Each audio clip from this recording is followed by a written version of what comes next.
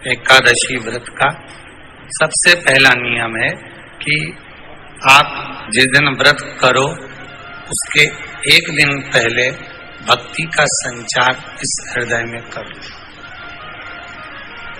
भक्ति का संचार इस हृदय में कर लीजिए। जिस दिन आप व्रत करो, जैसे एकादशी का व्रत कर रहे हो तो दशमी के दिन शाम का समय जब आवे, रात्रि जब होने लगे, शाम का समय आवे और रात्रि का आप जब भोजन ग्रहण करो तो उस भोजन में कोई ऐसा पदार्थ ग्रहण मत करिए जिस पदार्थ के कारण आपकी एकादशी बिगड़ जाए।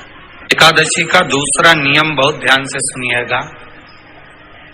जिस दिन आपकी एकादशी का व्रत हो उस दिन प्रयास करिएगा कि अपने हाथ से किसी भी वृक्ष की कोई पत्ती टूटे ना।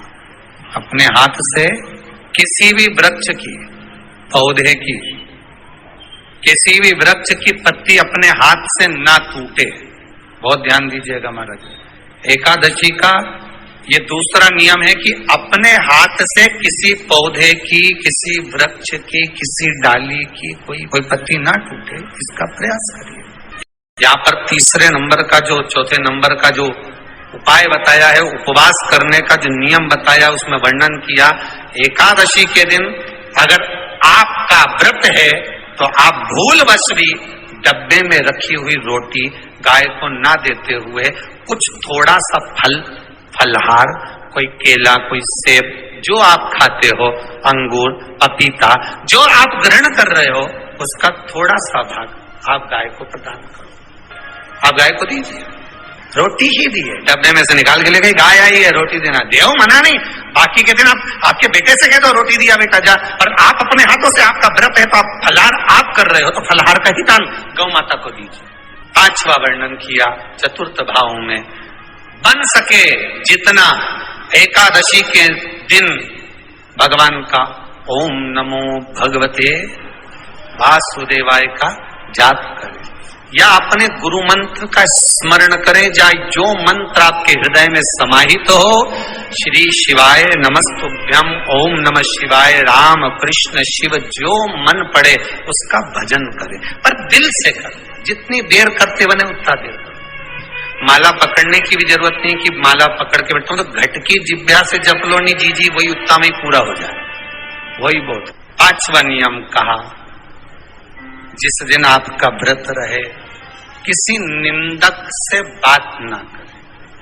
निंदक जानते हो, भाई दूज के दिन, दिवाली की जो भाई दूज होती है ना, होली दिवाली की जो दूज होती है, उनमें ऐसा गोबर का भाई दूज बनाते हैं और पास में एक चुगलखोर भी बना है और चुगलखोर के ऊपर ऐसा भाटा धर रहे हैं, पत्थर। अब तुम्हारे उधर रखे कि नहीं रखे हमें नहीं मालूम रहे हो, जितने आस्था पे सुन रहे हो, पर हमारे इधर तो ऐसा रहता है, गोबर का भाई बहन बनाए और उसकी पूजन करे, उसके पास में एक गोबर का चुगल चोर भी बनाए, उसके ऊपर बाटा कर। कथा वर्णन कर रही है, निंदक से बात ना करे। मान लो किसी ने आकर आपको निंदा कर भी दी तो तुरंत सूर्य नारायण भगवान का दर्शन करें और 3 बार उनका दर्शन कर कर नेत्र बंद करें, तब जाकर वो निंदा जो अंदर गई है, अंदर पवित्रता प्रदान करेगी, तब जाकर एकादशी का व्रत लगेगा। पहले तो प्रयास करो, अगर जो निंदा करने आता है ना तो उसको उस दिन एकादशी वाले दिन दरवाजे पे लिख दो। जीव की हत्या ना करे, अगला नियम है, अपने द्वारा जीव की हत्या ना हो, प्रयास करना, किसी को कष्ट ना हो। 18 नियम में से एक नियम और, प्रयास करिएगा एकादशी जब भी करें तो द्वादशी से जुड़ी हुई करें, दशमी से जुड़ी हुई एकादशी कम करें। जो वैष्णवों की एकादशी कौन सी होती है? जो एकादशी द्वादशी से जुड़ी हो, दशमी से नहीं। दशमी से जुड़ी हुई एकादशी व्रत कहलाती है और द्वादशी से जुड़ी हुई एकादशी पुण्य फल प्रदान कर कर वैष्णवों को भगवान के चरण में छोड़ आती है। इसलिए एकादशी द्वादशी से जुड़ी हुई होना चाहिए। फिर अगला वर्णन किया गया, महाराज शास्त्र कहता है, अगला वर्णन जो किया गया उसमें बताया, प्रयास करें जिस दिन एकादशी हो उस दिन घर में बुआरी झाड़ू आदि जो लगती है वो दूसरा लगा ले। क्यों? उसका वर्णन है, अगर आप बुआरी लगाएंगे, झाड़ू लगाएंगे, पोछा लगाएंगे तो हो सकता है कोई जीव आपके हाथ के द्वारा मर जाए। क्या करोगे? सारे व्रतों में केवल एक व्रत ऐसा होता है एकादशी का जिसका उद्यापन पहली एकादशी पर भी कर सकते हो। सारे उद्यापन में केवल एक उद्यापन ऐसा होता है, सारे व्रतों में एक व्रत का उद्यापन ऐसा होता है, वो है एकादशी का। ये जरूरी नहीं कि 26 पूरी होगी तभी तुम करोगे, या तो पहली में ही कर लो या फिर 26 पूरी हो तब कर। पर उद्यापन, अब तुमको ऐसा लगे कि हाँ मैं अभी तो जीऊंगी हो, अभी तुम्हारा बाल भी धोला नहीं हुआ, तुमको ऐसा लगे तो अभी तो मैं तो बढ़िया, तो पहली पर करने से क्या फल मिलेगा? तो एकादशी की नियमावली कहती है, अगर मान लो आपने पहली एकादशी पर भी उद्यापन कर लिया, इसके बाद में जितनी एकादशी करोगे वो सारी तुम्हारे खाते में जुड़ती जाएगी। मतलब बैंक में खाता खोल लो, ठीक है? खाता खोल लिया, अब जितना कमाता जाओगे उसमें डालते जाओ, जितनी कमाई करके लाओगे उसमें जमा करते जाओ। एकादशी एक बार उद्यापन पहले में भी हो गया तो बाकी का पुण्य तुम्हारे खाते में आ जाए। एकादशी का उद्यापन बड़े महीने में माघ शुक्ल एकादशी के दिन, माघ का महीना हो, शुक्ल पक्ष की, जम के बोलिए, एकादशी हो, प्रयास करना कि आप उद्यापन करें, भले 5, 10, 11, 12 जितनी एकादशी हो जाए, 26 हो जाए तो ज्यादा अच्छी है, नहीं तो आप करें तो माघ महीने की शुक्ल पक्ष की एकादशी के दिन आप उद्यापन करें। प्रयास रखना, प्रयास करें। बड़े महीने के अंतर्गत जो उद्यापन, हाँ चतुर्मास के अंतर्गत उद्यापन नहीं होता एकादशी का, बहुत ध्यान दीजिएगा। ये जो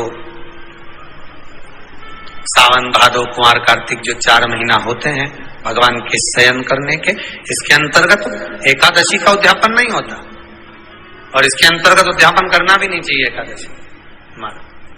एकादशी का उद्यापन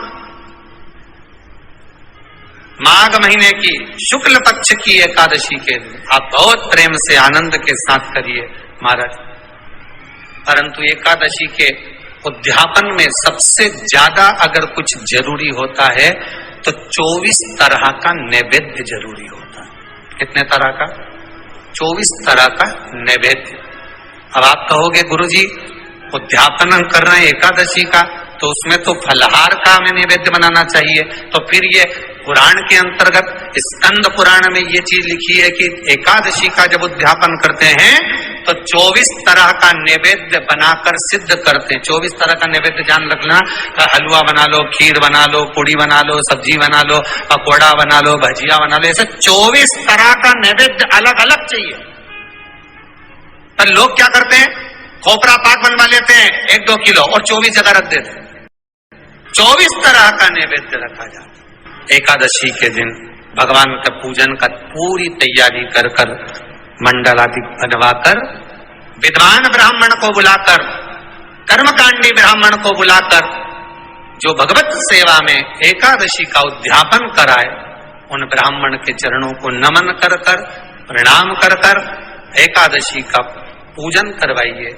और उस मंडल की पूजन कराकर हवन द्वादशी को कराइए, एकादशी को हवन नहीं। एकादशी के उद्यापन का जो हवन होता है वो द्वादशी।